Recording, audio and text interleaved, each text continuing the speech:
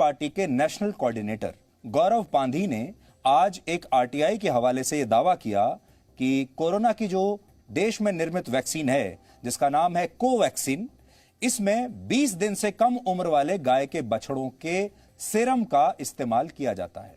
अंग्रेजी में इसे काफ सीरम कहते हैं। काफ का मतलब होता है गाय का बछड़ा और सीरम का अर्थ थोड़ा जटिल है, वो आपको समझाते हैं सरल शब्दों में। खून कई सारे कंपोनेंट्स यानी तत्वों से मिलकर बनता है, जो आपका ब्लड होता है, जैसे white blood cells, red blood cells, vitamins, plasma और एंटीबॉडीज। और जब इस खून के जमने के बाद इसमें से ये सारे कंपोनेंट्स को अलग कर दिया जाता है, तो जो तरल पदार्थ यानी जो लिक्विड उसमें बचता है उसे सीरम कहते हैं। यानी गौरव पांधी ने यह फेक न्यूज फैलाई कि कोवैक्सीन में गाय के बछड़े का यही लिक्विड मिला हुआ है। लेकिन जिस आरटीआई के हवाले से यह दावा किया गया, क्या वो भी यही कहती है? इसे आज समझना आप सबके लिए जरूरी है, नहीं तो यह फेक न्यूज आपको कंफ्यूज कर देगी। क्योंकि सही और गलत जानकारी में अंतर सिर्फ कुछ शब्दों का होता है और ऐसे लोग शब्दों को घुमा फिराकर फेक न्यूज बनाने में एक्सपर्ट बन चुके हैं।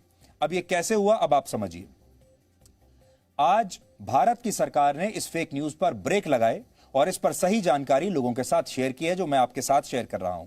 इसके तहत सरकार ने बताया है कि कोवैक्सीन में गाय के बछड़े का सीरम मिले होने की बात पूरी तरह गलत है। सही जानकारी क्या है, अब यह समझिए। कोवैक्सीन कोरोना वायरस के डेड सेल्स से तैयार होती है और यह काम अलग अलग चरणों में होता है। गाय के बछड़े का सीरम सिर्फ वेरो सेल्स को विकसित करने के लिए होता है। कहने का मतलब यह है कि यह सीरम वेरो सेल्स की ग्रोथ में एक एजेंट का काम करता है और जब ये वेरो सेल्स विकसित हो जाते हैं तब इन्हें पानी और केमिकल से कई बार धोया जाता है ताकि इनमें सीरम का एक भी अंश बचा ना रह जाए। इसके बाद इन वेरो सेल्स को कोरोना वायरस से संक्रमित किया जाता है। आसान भाषा में कहें तो कोरोना वायरस को इन सेल्स में मिला दिया जाता है, जिसके बाद यह वायरस उसमें अपनी कॉपीज बनानी शुरू कर देता है। वायरस की ग्रोथ की इस प्रक्रिया में वेरो सेल्स पूरी तरह से नष्ट हो जाते हैं और इस चरण के बाद उसमें सिर्फ यह वायरस बचता है। इसके बाद इस वायरस को भी पीट पीट कर मार दिया जाता है, क्योंकि यह एक डेड वायरस वैक्सीन होती है। समझने वाली बात यह है कि वायरस को मारने के बाद उसे पानी और केमिकल से फिर से धोया जाता है ताकि गाय के बछड़े का यह सीरम उसमें बचा ना रहे। और इस पूरी प्रक्रिया के बाद इस डेड वायरस से यानी मरे हुए वायरस से वैक्सीन तैयार होती है। यानी वैक्सीन में गाय के बछड़े का सीरम उसके बाद नहीं बचा होता है।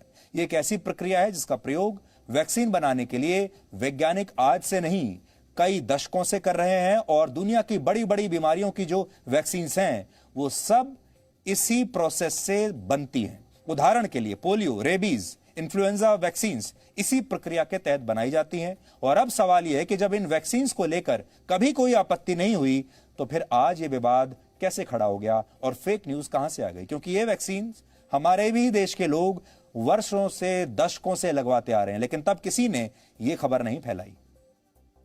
आपको शायद पता नहीं होगा कि भारत में हर व्यक्ति को 16 वर्ष की उम्र तक औसतन 15 वैक्सीन लग चुकी होती हैं। 16 वर्ष की उम्र तक 15 वैक्सीन लग चुकी होती हैं। यानी कोरोना पहली वैक्सीन नहीं है जो आप लगवा रहे हैं। ज्यादातर लोग इससे पहले 10 से 15 वैक्सीन पहले ही लगवा चुके हैं।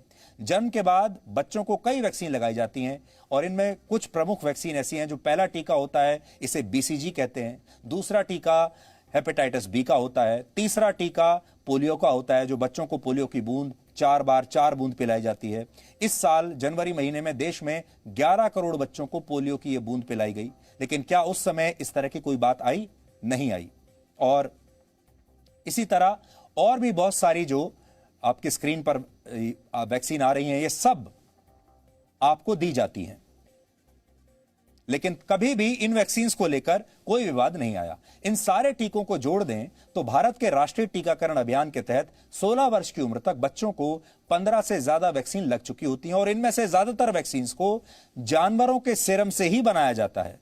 लेकिन सोशल मीडिया पर कांग्रेस के इस नेशनल कोऑर्डिनेटर ने यह झूठ फैलाया और जिस आरटीआई को उसने शेयर किया वो उसकी बातों का समर्थन असल में करती ही नहीं है, सिर्फ शब्दों का खेल है। आरटीआई में तो वो बातें भी लिखी हैं जिसकी प्रक्रिया अभी हमने आपको बताई।